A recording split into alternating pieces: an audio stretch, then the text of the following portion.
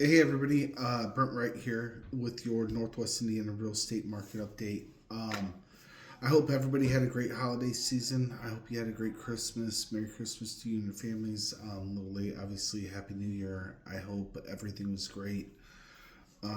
Really thankful to be starting a new year. Last year there was a lot of good things that happened, but it was definitely a trying year. There was a lot of things that went on, like for our family and stuff. Everything worked out, but it definitely tested us last year. So I hope this year to be a better year for everybody and their families. I hope last year was great for you as well. I know, like, if you watch my reports every month, you know how we were talking about how the real estate market was getting a little worse and this and that, whatever. In the past. Sorry, I just got some kind of weird pop up here. Let's get rid of that. And things were slowing down, even though we kept getting busier and busier and busier once June started. But it slowed down in that October period I kind of talked about, and I thought a lot of it was kind of pertaining to the government shutdown, and I was right. Once that was over, all of a sudden it picked up. We actually ended the month of December higher in home sales compared in 25 compared to 24 by 6.42%, which is a good thing. The average sale price increased 1.85%. Okay, so it wasn't like a super drastic increase when it comes to the price per square foot, but overall it was a very good increase, right? Like, just kind of compared to nothing. And really the increase is actually higher than what it seems, but this is cumulative throughout the entire market: new construction, existing home sales, everything. And I am going to break apart a few different things here in a second for you to give you kind of a better idea. But the average sale price of an existing home, well, actually, sorry, all homes, the average price per square foot increased on average 5.26%. So, yes, we saw an increase of 1.85, but then a price per square foot increase of 5.26. Smaller homes have sold right about, at least in the average here, we're talking about 60 square feet, actually 50, so it's kind of minimal. Now, here's the other thing. So compared to last year, 55% of all homes sold in the first 30 days, and they received 97.74% of the original list price to the sales price. Okay. When it comes to 2025 numbers in the month of December, actually 53 or 464 homes sold, a total of 53.95% of homes sold within the first 30 days. And the original sales price to the sales price to the original list price is pretty close to the same at 97.76%. So really that's kind of unchanged, right? Farther out you go, the less that you receive. So really pricing the home effective and correct from the beginning is crucial. Here at 120 days, as an example, 121 plus days of the home being on the market, the seller received on average 86.98% of the original list price of the home itself. So we're talking about what, 13% reduction. So a $30,000 home, 13%. I mean, what we're talking, $39,000 off of the price of the home. And I hear this a lot, and it's hard to stop it because sometimes, and I agree with sellers, it's always easier to come down than it is up, right? But if you price the home too high, buyers really don't care how long your house has been in the market. All they're going to talk about is how long your house has been in the market. You can do a price reduction today, but if you've been on the market for 30 days or 40 days, the buyer's going to say, I don't really care about that, but it's been on the market for X amount of time. So that's the thing that you want to try to combat if you're going to get top price, right? Which even top price right now is a reduction of about 2.25%. Okay, so if you list it correct or pretty close to correct, you're going to get about a 2.25% reduction.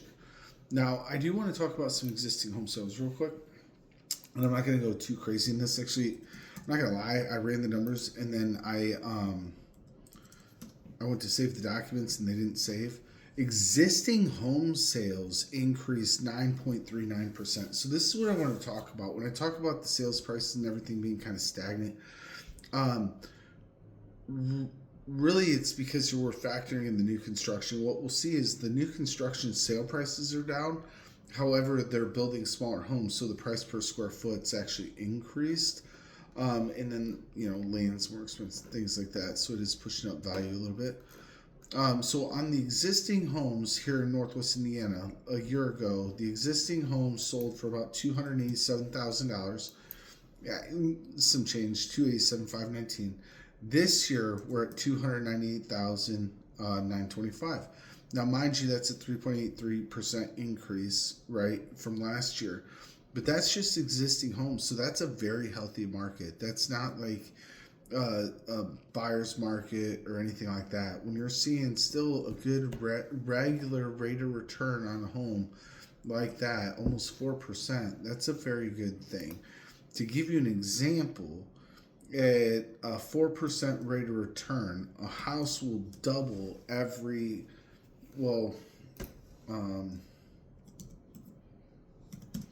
18 years. Okay, so this kind of goes towards the thing where people talk about, like, should I buy a home now? Should I wait for the rate? Should I do this? Should I do that? And nobody can guarantee you on the rates. The only thing that anybody can honestly guarantee anybody in life, and I've said this before, is one, we're all going to die, and two, concrete's going to crack, regardless of when you pour it. At some point, it will crack. Will the rates come down? More than likely. Actually, there's probably a better chance now that rates will come. We'll talk about this in a second, okay? Because I don't want to get off topic. So, but if you can afford to buy the home, you want to buy the house, okay? You don't want to just wait for the rates, wait for that, because at a 4% rate of return, a home is going up in value at 4%. A $300,000 house today is going to be selling around $312 in a year from now at the same rate of return. Okay, so even though you're trying to maybe save money, wait for interest rates to come down, you're going to have to save even more money, and then you're losing out on that $12,000. So, because if you buy a home, say conventional, right, and you put 5% down, if your home value, if at some point, once you paid the PMI for 3 years, if you feel like you have the full equity in the home at the 20%, you can actually do an appeal on the PMI. You got to go to your lender, pay for an appraisal. They'll order the appraisal out, and if you have the 20 or 22% equity, the PMI will automatically come off, and you don't even have to refinance. Okay. And waiting for the rates to come down. What if they go up? What if they go up? We're still going up in value. Homes are going up. And you're like, man, I think the interest rates are going to come down. And, oh, man, they went higher. So now the house is even higher. So you would have been much better just buying it and being fixed today versus higher later, right? Like Warren Buffett says, nothing better than a 30-year mortgage. It's a one-sided relationship. Rates go up, you get to stay put. Rates go down, you have the right to refinance and change the terms. But either way, it's one-sided. Now, here's another interesting fact real quick. So a year ago, average home sale, and this is an average, $147 price per square foot for an existing home sale. This year, $156. That's a 6.12% increase. A lot of people like medians. A year ago, the median was 150. This year, it's 150. So it's actually stabilized, which tells me about the same size homes are selling, right? That's really what it's telling there, in my opinion. So now, when it comes in 0 to 30 days, a year ago, 57.23% of homes sold, existing homes sold in that period of time. This year, in the month of December, 54.16 for 97.55%. So a little more of a reduction than even last year. Not much, like basically unchanged. But so you get a little bit off the home, but not a ton, right? Now, don't think I did this one. So last year there's 692 homes sold as well in the month of December. That's closed on existing home sales. This year 757. So that's a 9.39% increase, which is really, really big if you think about it, because that means people are moving and the market is active. I'll tell you what, it's actually pretty busy right now. Even it's January 9th today. I've already closed multiple homes this year, and I've got a couple under contract that are getting ready to close soon. I've got a handful of listings coming. People are out and about right now. It's nice now. It actually got cold really early this year, so it's nice that it's nice now, right? Now, new construction sales went down. Okay, a year ago it was 116. That closed in this year. We're at 103 in the month of December. Okay, not this year, but in 2025. There's nothing worse than like the first month of a new year, right? Sorry about that. So like I said, average sale price was basically 410. It was 409,949. So we're gonna use the first three and go 410. And this year it's 397, 625. So we're just gonna say 397. We're gonna keep it simple. So it's a sale reduction in the price, what I was talking about, of about 3.17% compared to a year ago for a new construction home. However, a year ago, the average home was about 2,257 square feet, now 2,150. Not that that's a big difference, but it's $100 a foot. Or, at $185 a foot, that's 100 square feet.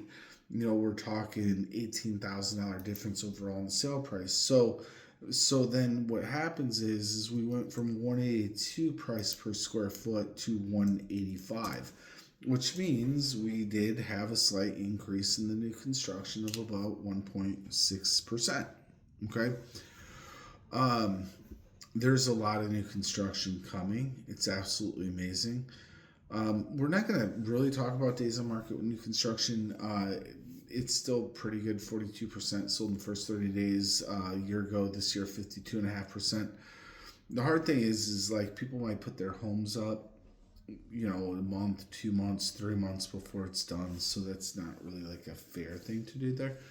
But either way, I hope you enjoy this video, but I like doing this so that you guys have an idea what the local market's doing here in Northwest Indiana. And it's really kind of just a stable market. It's not like a buyer's market. It's not a seller's market.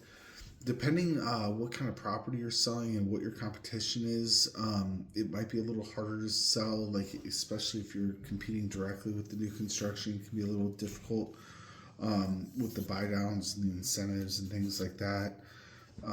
It can be a little harder for an existing home seller to compete exactly if they'd like to. Now, when I was talking about the mortgage-backed securities earlier, okay, in how mortgages work. So this could be a positive because really the Fed's been kind of not doing what they say they're going to do necessarily. So in June, the Fed, so when interest rates got really low, what happened? All right, here, mortgage-backed securities are mortgages, right? They're bonds. A bunch of mortgages get packaged into a security and they get sold off to investors. That kind of tracks the future of the interest rates, okay? The federal government in 2008 started buying mortgage-backed securities to help the housing crash and to lower interest rates and things like that, okay? Obviously, then when COVID happened, it magnified, and the Fed basically came out and said, we're not letting the housing market fall apart. We're buying every single mortgage-backed security. We're good. So it tanked. People weren't putting their money into mortgages. They were like, I'll take cash, go put it in equities. Interest is nothing on mortgages. I'm not making any money. Whatever. Fed's buying them all. Then they stop in 2022. Okay? They've teased numerous times over the years that they were going to stop the runoff. Now, the runoff is, say I give 1,000 mortgages today, or I don't know, whatever. And in the next year, 100 of these people either sell their home, refinance their home, or pay off their house, right? So that mortgage is no longer in the package. Traditionally, if I lost 10 loans this year, that's the runoff. I would go buy 10 more to replace those so I have the same amount of money basically invest in the mortgage-backed securities, right? They have stopped that totally. They stopped that. They stopped buying them 100% back in 2022. Okay. That's when the interest rates started going up, right? I think it was April or March. They teased that they were going to start stopping the runoff. So one sells, they replace it. One sells, they replace it. That's stopping the runoff. They didn't do it. Okay? Then they were supposed to do it in June of 2025. They didn't do it. Then they said December 1st at the Fed meeting they were going to probably stop the runoff. I want to say the October meeting. I think it was scheduled to go into effect early December. They didn't do it. Instead, what they started doing is, and this might not actually be a bad thing, is from my understanding, instead of replacing the mortgage-backed security with another mortgage-backed security, so that there's constantly a buyer buying the security to buy it down, right? Supply and demand. More people that want something, usually the demand goes up, but the more people that are willing to buy, and in the vesting world, it's cheaper because everybody wants it. Like whatever, it's not fancy, it's not cool, it's not great, right? So they started replacing, from my understanding, treasury notes, which would be basically eliminating debt for the federal government, which is a good thing. Like that's never good, especially how much we have now, because at some point it's gonna get nuts. And yeah, so that's what's kind of going on now. I saw an article the other day. I read an article. Somebody is being told to spend $200 billion on mortgage-backed securities. I don't know if that's monthly. I don't know if that's quarterly. I really haven't looked into it a whole lot, right? Because it's not being done yet. But that should kind of help reduce the interest rate somewhat. So 2026 is looking very optimistic. Northwest Indiana is a very solid place. I think it's gonna. I still truly do believe that the market in Northwest Indiana is gonna get bigger and bigger than we ever imagined. So I'm turning on a light. It's kind of dark in here. Sorry about that. I think this is the year, 5 years ago or whatever, 6 years ago now. Well, right about before the world shut down, so 2020 Marchish. I was saying it's gonna. Anyways, the adjustables on the commercial loans. This is the year. Last year, kind of towards the end. This year, 100% is when the adjusted rates are going to happen. Some of those loans are going to balloon. That's when I think people are really going to start fleeing Chicago. Not like as soon as it happens, because typically people are like 6 months to a year behind trends.